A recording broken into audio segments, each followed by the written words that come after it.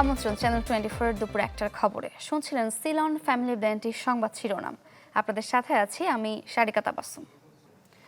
যুক্তরাষ্ট্র ও ইসরায়েলের হামলায় নিহত ইরানের সর্বোচ্চ নেতা আলী খামেনির মরদেহ তেহরানের গ্র্যান্ড মোসাল্লা মসজিদে নেওয়া হয়েছে। যোগ দিয়েছেন বিশ্বের বিভিন্ন দেশের প্রতিনিধিরা। আজ বিকেল পর্যন্ত উচ্চপদস্থ বিদেশি কর্মকর্তা ও রাজনৈতিক ব্যক্তিত্বদের উপস্থিতিতে শ্রদ্ধা ও বিদায় অনুষ্ঠান চলবে।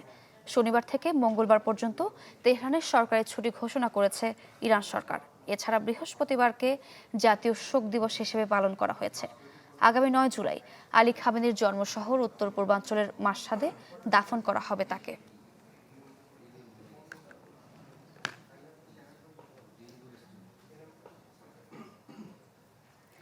প্রোসেনসিটিভ হোয়াইট প্লাস টুথপেস্টের সৌজন্যে বিশ্বকাপের খবর।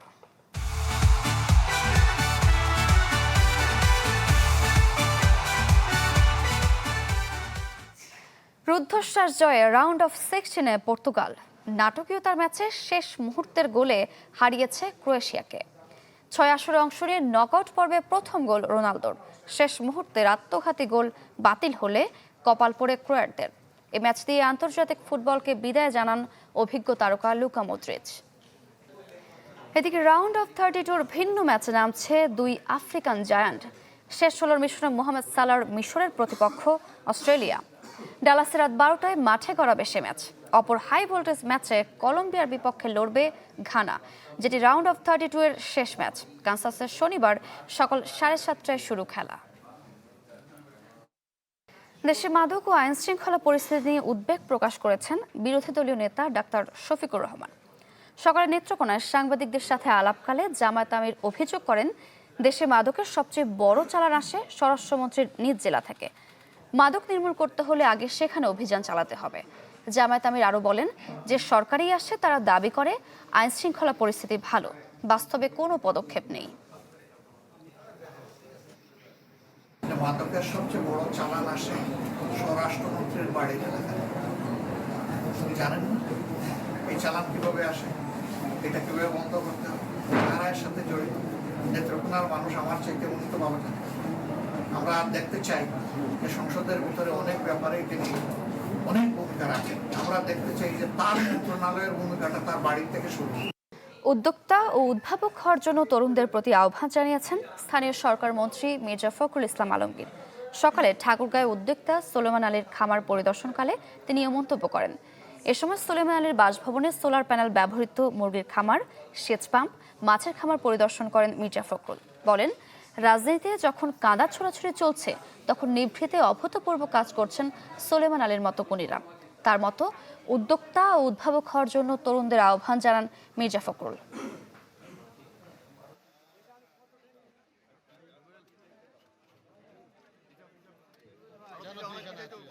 রাজনীতি নিয়ে কাদা ছোড়াছুড়ি করি, আমরা বিভিন্ন বিষয় নিয়ে আপনি গন্ডগোল করি, তখন তিনি নীরবে উনি কাজ করে চলেছেন এবং একটা অভূতপূর্ব সাফল্য তিনি অর্জন করেছেন। তো আমরা সকলে তার জন্য গর্ববোধ করছি এবং আজকে সকলের সামনে আমি কথা দিচ্ছি আমি সর্বতভাবে তাকে সহযোগিতা করব। কোটি টাকার ঘুষ চেয়েছিলেন এমন স্বীকারোক্তির পরও আন্তর্জাতিক অপরাধ ট্রাইব্যুনালের প্রসিকিউটর সাইমুমের বিরুদ্ধে তদন্ত প্রতিবেদন দাখিল হয়নি। 4 মাস ধরে থমকে আছে পুরো প্রক্রিয়া। চিফ প্রসিকিউটর জানিয়েছেন, এই মাসের মধ্যে প্রতিবেদন দাখিল করবে ফ্যাক্টস ফাইন্ডিং কমিটি। মাসুদুর রহমানের রিপোর্ট।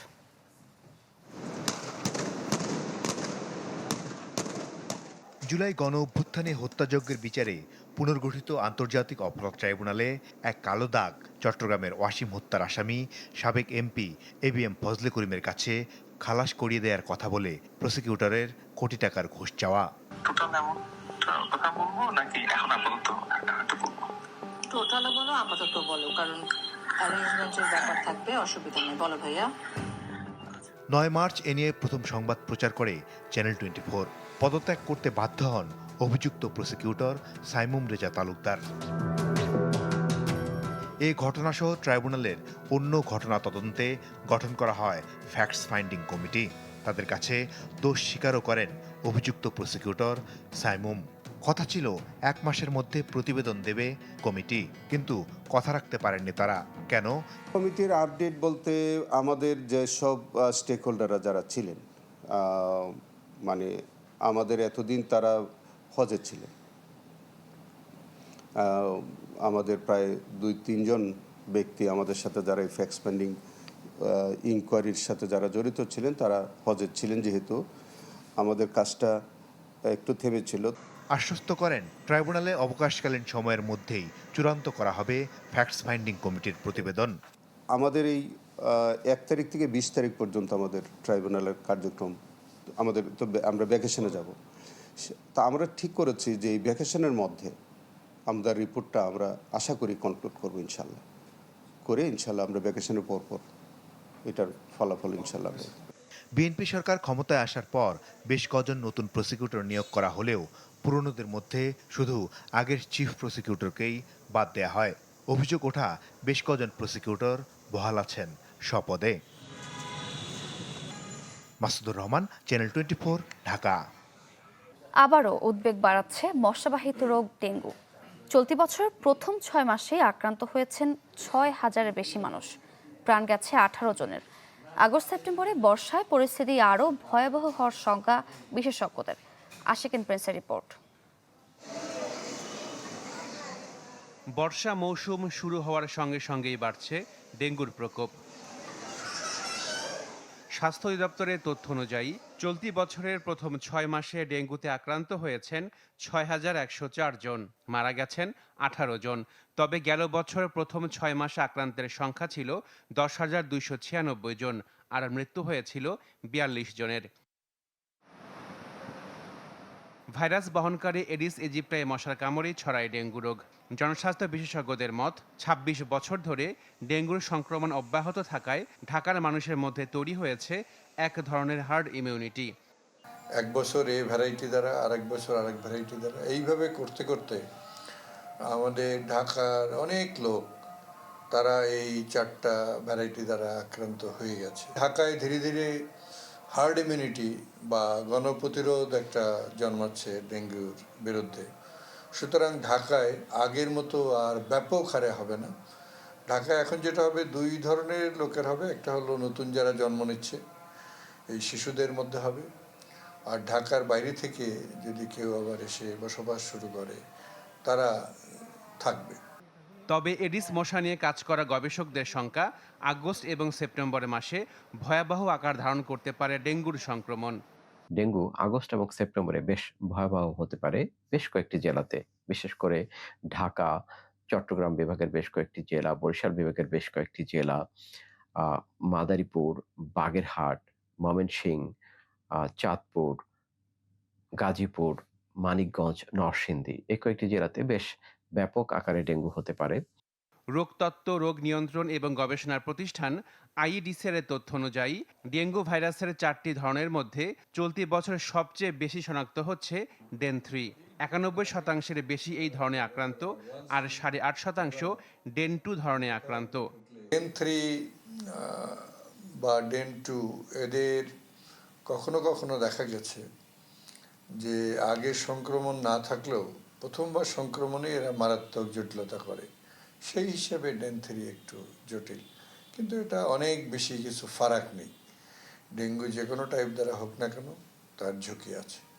বিশেষজ্ঞদের মত, ডেঙ্গু নিয়ন্ত্রণে শুধু শহর নয়, এডিস মশার প্রজনন স্থল ধ্বংসে উদ্যোগ নিতে হবে গ্রাম পর্যন্ত। Ashikin Prince, channel 24, Dhaka. বৈষম্য ও রাজনৈতিক প্রতিহিংসার শিকার সশস্ত্র বাহিনীর 150 কর্মকর্তাকে পুনর্বাসনের সিদ্ধান্ত নিয়েছে সরকার। এর আওতায় তারা পাবেন ভূতাপেক্ষ পদোন্নতি, বকেয়া বেতন ভাতা এবং অন্যান্য প্রাপ্য আর্থিক সুবিধা। সরকারের এই সিদ্ধান্তকে স্বাগত জানিয়েছেন বঞ্চিত কর্মকর্তারা।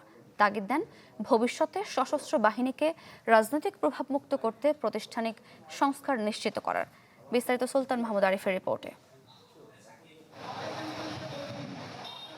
বিগত সরকারের আমলে বৈষম্য ও প্রতিহিংসার শিকারের ঘটনা ছিল অহরহ, বাদ যায়নি সশস্ত্র বাহিনীও। 5 আগস্টের পট পরিবর্তনের পরপরই রাজনৈতিক প্রতিহিংসার শিকার হওয়া কর্মকর্তারা প্রাপ্য অধিকার ফিরে পাওয়ার দাবি জানিয়ে আসছিলেন। অবশেষে বৈষম্যের শিকার 150 কর্মকর্তাকে পুনর্বাসনের সিদ্ধান্ত নিয়েছে সরকার। এর মধ্যে সেনাবাহিনীর 115 জন, নৌবাহিনীর 21 জন এবং বিমান বাহিনীর আছেন 14 জন কর্মকর্তা। জারি করা প্রজ্ঞাপনে বলা হয়েছে 2019 সাল থেকে 2024 সালের 4 আগস্ট পর্যন্ত সময়ে নানাভাবে অন্যায়ের শিকার হয়েছেন এই কর্মকর্তারা। কাউকে অন্যায়ভাবে অবসরে পাঠানো হয়, কাউকে অপসারণ, অব্যাহতি কিংবা বরখাস্ত করা হয়। তাদের আবেদন যাচাই বাছাই শেষে পুনর্বাসনের এই সিদ্ধান্ত নেয় সরকার। এর ফলে সশস্ত্র বাহিনীর এই কর্মকর্তাদের প্রাপ্য ভূতাপেক্ষ পদোন্নতি, বকেয়া বেতন ভাতা এবং বিধি অনুযায়ী সব ধরনের আর্থিক সুবিধা নিশ্চিত করা হলো। শুকরিয়া জ্ঞাপন করছি সবার কাছে। সরকারের এই সিদ্ধান্তকে সাধুবাদ জানিয়েছেন ভুক্তভোগী কর্মকর্তারা। একই সাথে তাদের প্রত্যাশা, ভবিষ্যতে কোনো রাজনৈতিক দল প্রশাসনকে যেন নিজ স্বার্থে ব্যবহার না করে। সেনাবাহিনী দেশের কোনো দলের না। আমার মনে হয় এরা যদি এটা বোঝে, আলহামদুলিল্লাহ সেনাবাহিনীতে কাঙ্ক্ষিত লক্ষ্যে পড়বে। 8 বছর আয়নাঘরে আটকে রেখে তারপরে আজকে আল্লাহ আমাকে সব ফিরিয়ে দিয়েছেন। আমার কষ্ট হয়েছে, এই কষ্ট তো 1000 কোটি টাকা পৃথিবীর সমস্ত সম্পদ দিয়েও দূর করা যাবে না। তারপর আলহামদুলিল্লাহ আল্লাহ বাঁচিয়ে রেখেছেন, ফিরিয়ে এনেছেন। বঞ্চিত এই সেনা কর্মকর্তাদের মতে প্রশাসনকে নিরপেক্ষ রাখা যেমন সরকারের দায়িত্ব, তেমনি বাহিনীর প্রতিটি সদস্যকেও থাকতে হবে সচেতন। রাষ্ট্রীয়ভাবে আহ্বান করে যেতে পারে যারা বঞ্চিত এখনো আছে, তারা মনে করে তাদের অধিকার বঞ্চিত হয়েছে, তারা দরখাস্ত আহ্বান করবে, মিডিয়ার মাধ্যমে প্রচার করলে তারা দরখাস্ত করলে প্রত্যেকটা ইন্ডিভিজুয়াল কেস খতিয়ে দেখা উচিত যে সে সত্যিকারভাবে বঞ্চিত হয়েছে কিনা। যদি হয় তাকে তার প্রাপ্য ফিরিয়ে দেওয়া উচিত। আমরা চাই এই ধরনের অপকর্ম যেন আগামীতে না হয়। রাষ্ট্রের ক্ষতি, ব্যক্তির ক্ষতি। আমরা নতুন অধ্যায়ে চলে এসেছি, আর যেন এই কালা অধ্যায় না থাকে। একটা লোক অপরাধ করলো, অন্য লোকের দায়িত্ব তাকে প্রতিরোধ করা, যেন অপরাধ না করে। এই কালচারে যদি না আসি আমরা সোজায় দাঁড়াতে পারবো না। বৈশ্বিক প্রেক্ষাপট বিবেচনায় নিয়ে সশস্ত্র বাহিনীর আধুনিকায়ন ও যুগোপযোগী করতে সংস্কারেরও দাবি জানান তারা। এই জন্য আমাদের অনেক রিফর্ম করতে হবে। ইনশাল্লাহ রিফর্ম এক এক করে হবে। সুলতান মাহমুদ আরিফ, চ্যানেল 24, ঢাকা। গাজীপুরের শ্রীপুরে ট্রাক চাপায় নিহত হয়েছেন মোটরসাইকেল আরোহী 2 বন্ধু। পুলিশ জানায় গেল রাতে 4 বন্ধু সাজ্জাদ, আরিফ, সোলেমান, কাউসার 2টি মোটরসাইকেল যোগে ঢাকার কেরানীগঞ্জ থেকে ময়মনসিংহের ত্রিশালে যাচ্ছিলেন। জৈনাবাজার এলাকায় পৌঁছালে কাউসার ও সোলেমানের মোটরসাইকেলটিকে চাপা দেয় উল্টো দিক থেকে আসা ট্রাক। এতে ঘটনাস্থলে মৃত্যু হয় তাদের। পালিয়ে যায় ট্রাক চালক ও তার সহকারী।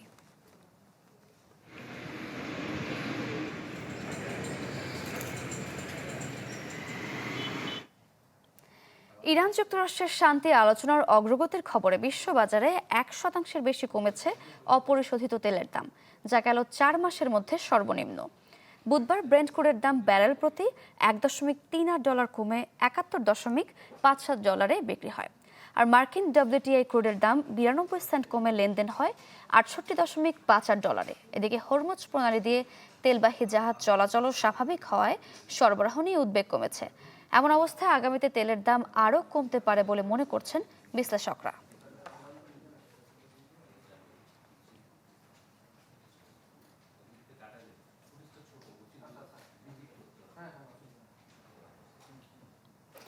এই ছিল দুপুর 1টার খবরে। এতক্ষণ সাথে থাকার জন্য ধন্যবাদ সবাইকে।